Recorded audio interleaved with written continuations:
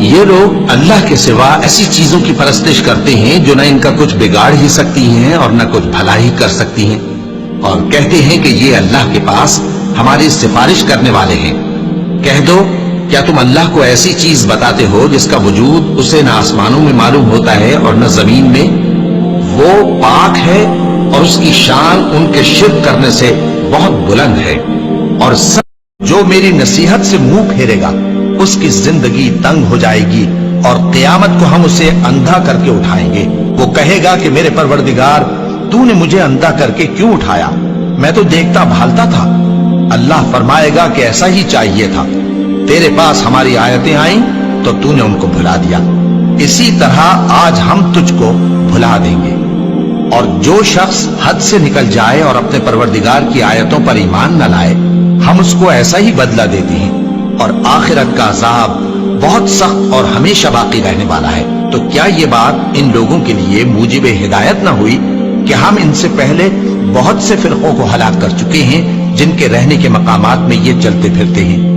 عقل والوں کے لیے اس میں بہت سی نشانیاں ہیں، اور اگر ایک بات تمہارے پروردگار کی طرف سے پہلے صادر اور جزائے اعمال کے لیے ایک میعاد مقرر نہ ہو چکی ہوتی تو نزول عذاب لازم ہو جاتا۔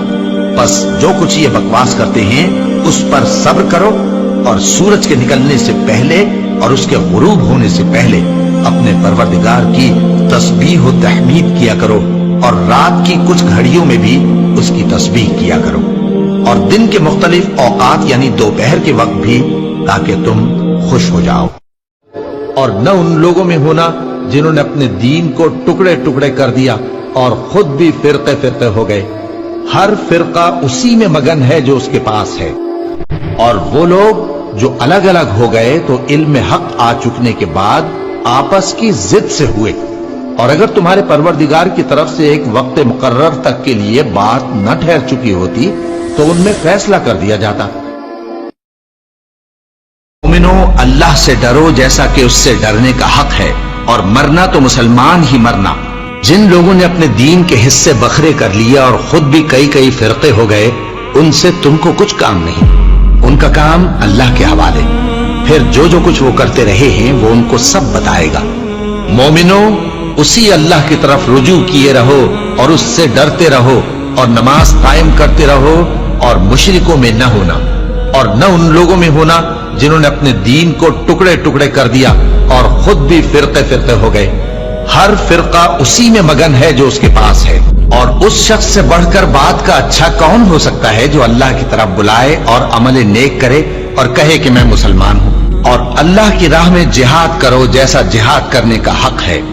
اس نے تم کو منتخب کیا ہے اور تم پر دین کی کسی بات میں تنگی نہیں کی، اور تمہارے لیے تمہارے باپ ابراہیم کا دین پسند کیا۔ اسی اللہ نے پہلے یعنی پہلی کتابوں میں تمہارا نام مسلم رکھا تھا، اور اس کتاب میں بھی وہی نام رکھا ہے۔ تو جہاد کرو تاکہ پیغمبر تمہارے بارے میں گواہ ہوں اور تم لوگوں کے مقابلے میں گواہ رہو۔ سو مسلمانوں، نماز قائم کرو اور زکوٰۃ دو، اور اللہ کے دین کی رسی کو پکڑے رہو، وہی تمہارا دوست ہے۔ سو وہ کیا خوب دوست ہے اور کیا خوب مددگار ہے۔